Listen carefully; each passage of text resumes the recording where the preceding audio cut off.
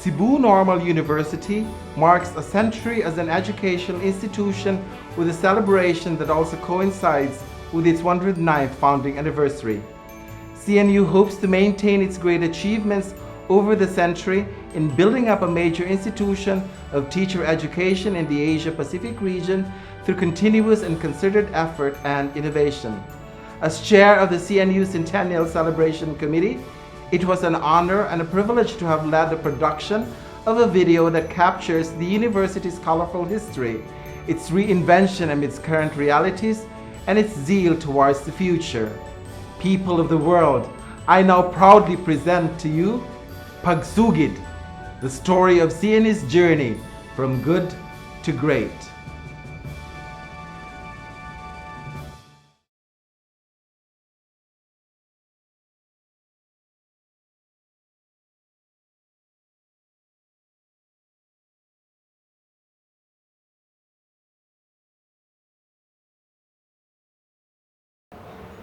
In charting the destiny of the university, we cannot help but take the privilege of looking into its past and taking a walk into its memory lane.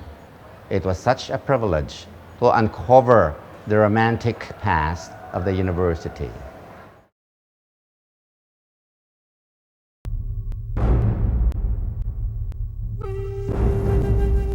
It was a war that could not be won on one front alone. It had to be waged on new frontiers.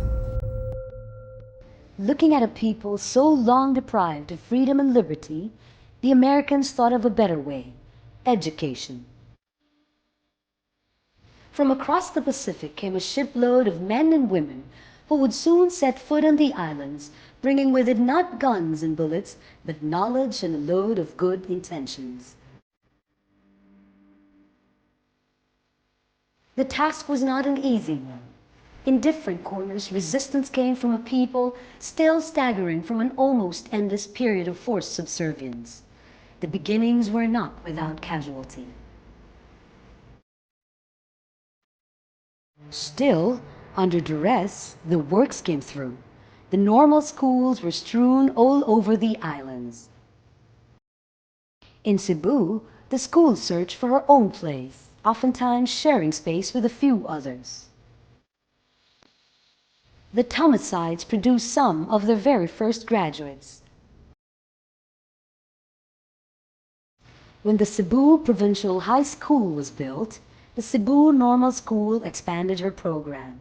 The years that followed saw unprecedented growth.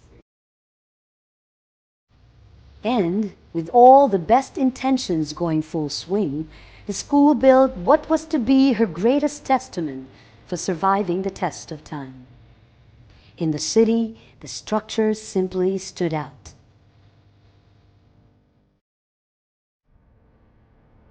As the Philippine Commonwealth began to take shape, the school followed suit with a deluge of changes. Local educators, themselves products of the Thomasides, gradually took over. The feats came aplenty and the growth persistent, but not for long. The Japanese invasion of the Philippines was conducted on schedule.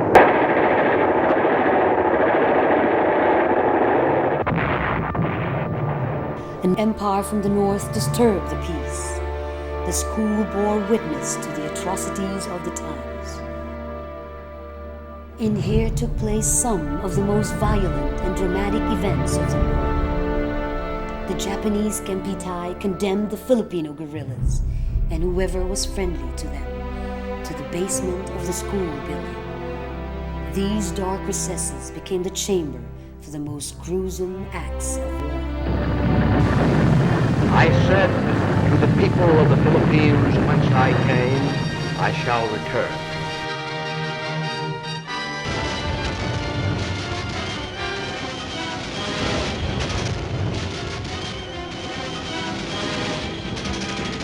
Then again, freedom was won. The building survived. And along with it, a refreshed institution that earned back her peacetime hopes. Her recovery was inspired and optimistic.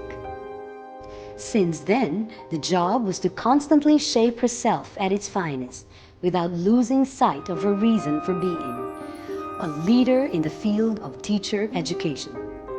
For the past 100 years, CNU has remained faithful to its flagship program, which is teacher education. In charting our destiny, we were bold in pursuing our enduring purpose of becoming a leading multidisciplinary research university of education committed to build a strong nation. The CNU graduate must not be just an ordinary successful teacher, but must become a high-performing teacher leader equipped with competencies in the application of pedagogical skills as well as the use of the natural and behavioral sciences and the humanities into the teaching career.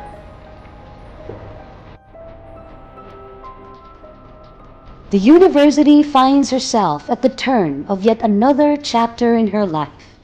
She is on the brink of a tipping point, empowered by her own shot at greatness.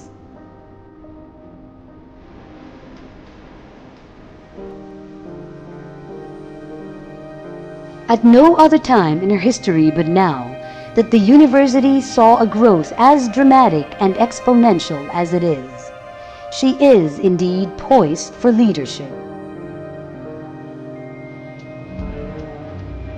The efforts over the current years have been geared towards propelling a wide-ranging and holistic leap from its old form to an era of maturity and modernity. In keeping with the national and international standards of quality education, the university has addressed critical points of quality assurance, especially in the area of faculty and instruction, research and extension, facilities and laboratories. In the area of faculty and instruction, the university has enjoyed the esteem and respect from the educational community of having a 100% compliance of the required basic educational qualification, which is a master's degree. The university also has a good number of professors possessing the doctorate degree. In the area of research, the university has produced publishable research projects in refereed national and international journals. For extension, the university has launched the e-help program. E means education, H means help, E means environment, L for livelihood, and P for pigs. And the service area is Capotatan Norte, up there in Medellin. To manage the complexities of the future, the university holds sacred her autonomy for learning, keeps a critical eye unto herself, clears the blinders that distort her vision of the realities around. She lunges headlong, braving the wilds, if only to keep her leadership in the field of education. Indeed, one cannot simply pay for the big prize of excellence with a few shillings of mediocrity.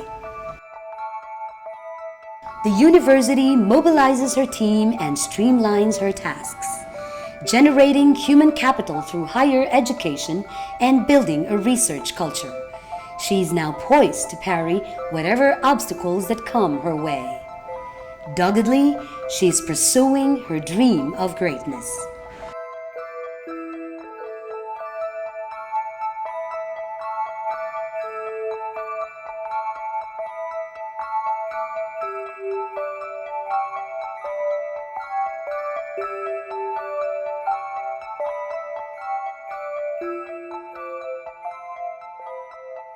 The Americans built CNU in 1902 with all good intentions.